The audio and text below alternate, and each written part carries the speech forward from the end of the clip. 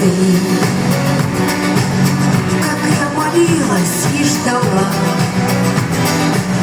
и фотографии твои не убирала со стола. Как я боялся пустоты, что забрела в наш общий дом. Мне на весне писала ты, а между строчек о другом.